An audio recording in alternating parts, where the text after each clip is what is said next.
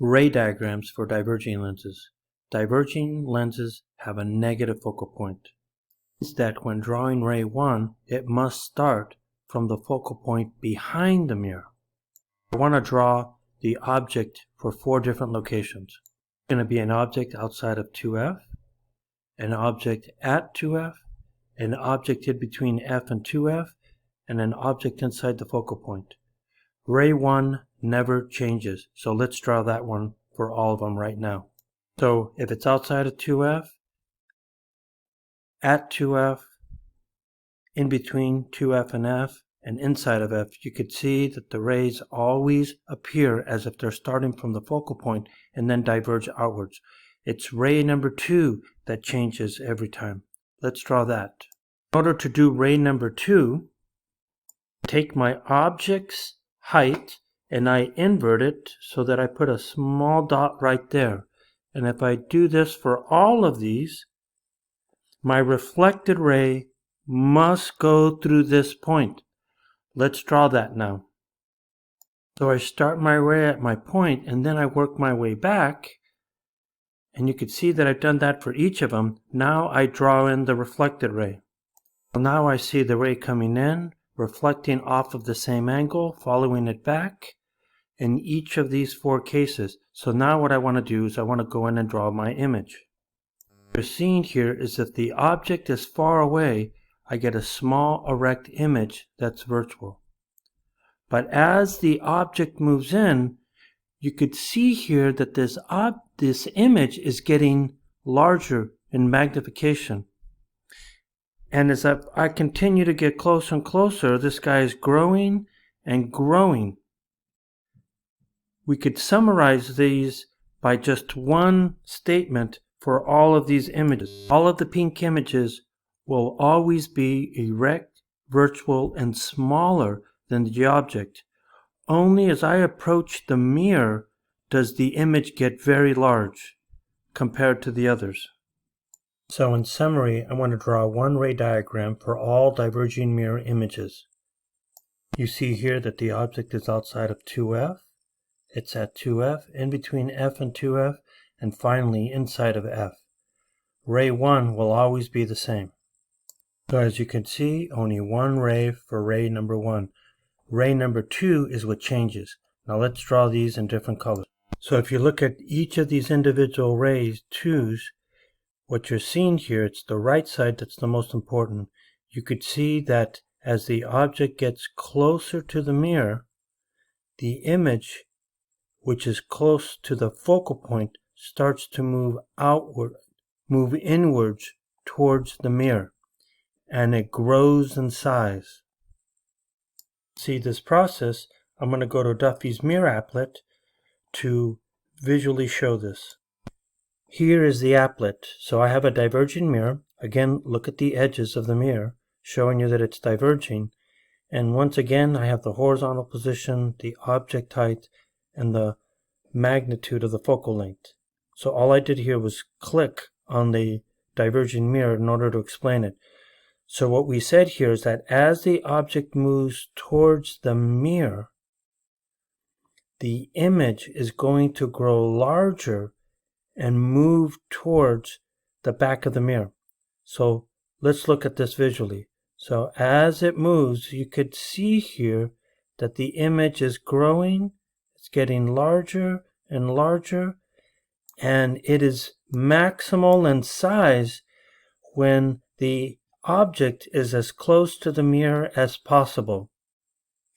Okay, once again, let's run that one more time. So as the object moves towards the mirror, the image gets larger and larger and larger, and it's largest right at the mirror. Now I want to go over the mathematical location and description of images. Earlier, this was the image that I showed you. I have a either converging or diverging mirror. If the object is on the left, then the image that's on the same side as the object is called positive. That image is a real image, which means that it must be inverted and its size could be either smaller, same, or larger. However, If an image appears to have come from behind the mirror where there's no light, that image must be virtual, and therefore the sign convention makes that negative. And all virtual images, as we just saw from the ray diagram, must be erect and smaller. So let's write those details down. So if I have a positive focal point, then that means that that focal point is in the positive side and therefore in front of the mirror, same side as the object. If I have a negative focal point, then that means that this focal point is behind the mirror on the opposite side of the object. Positive focal points are converging mirrors, negative focal points are diverging mirrors. If I have my image location, if I get a positive quantity, then that means it's on this left side and therefore it's on the same side as the object. On the other hand, if I get a negative image, then it's behind the mirror and it's going to be on the opposite side of the object. The magnification for lenses is exactly the same, the magnification for mirrors. So if I look at the sign of the magnification, if it's positive, positive value means that the image here is behind the mirror and therefore it's going to be virtual and an erect image.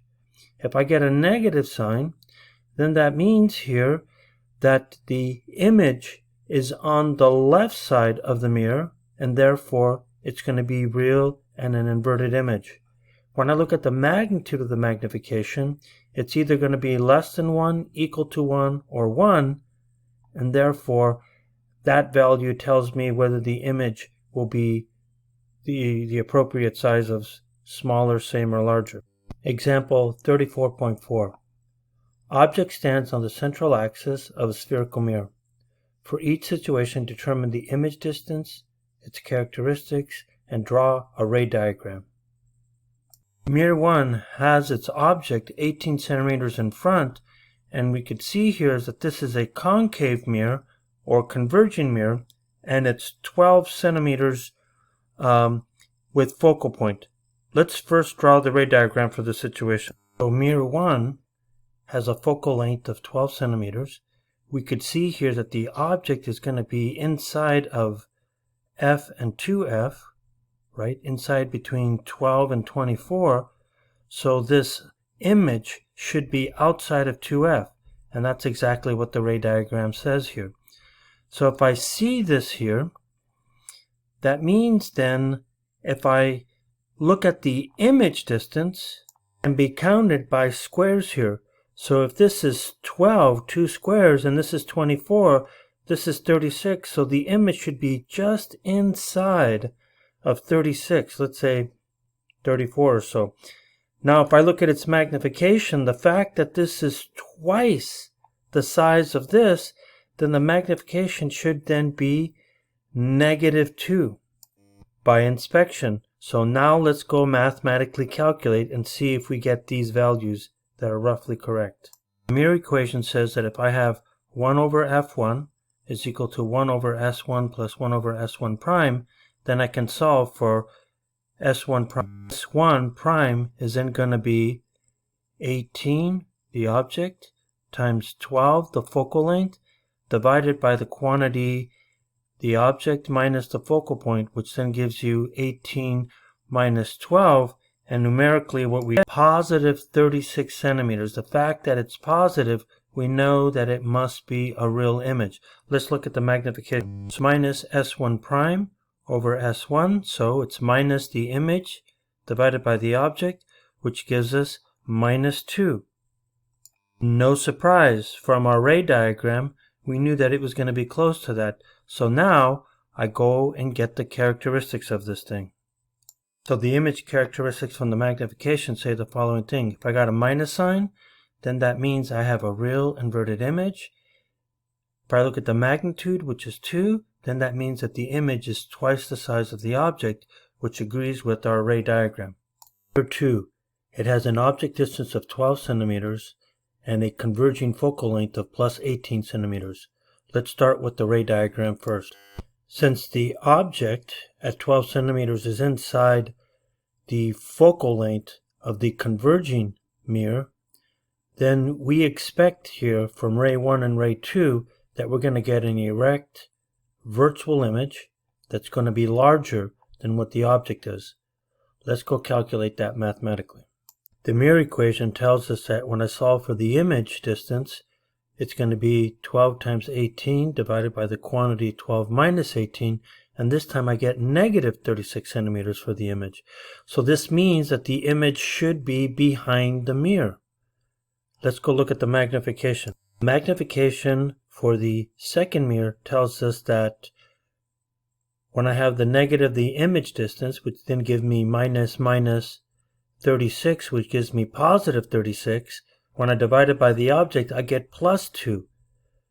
So when I look at the mirror characteristics, I get this. The sign of the magnification is positive, so therefore it has to be a virtual erect image. And the fact that the magnitude is 2 tells me that the image is going to be twice the size, which is exactly what our ray diagram is showing. The third mirror has an object distance of 8 centimeters, but now I have a diverging mirror which has a negative focal point of 10 centimeters. Drawing out the ray diagram, here's what we get. So for the object inside the focal point, we expect an image that's going to be smaller and erect. So let's go look at this mathematically. So with the mirror equation, plugging in all our values, I get an image location of minus 4.4 centimeters.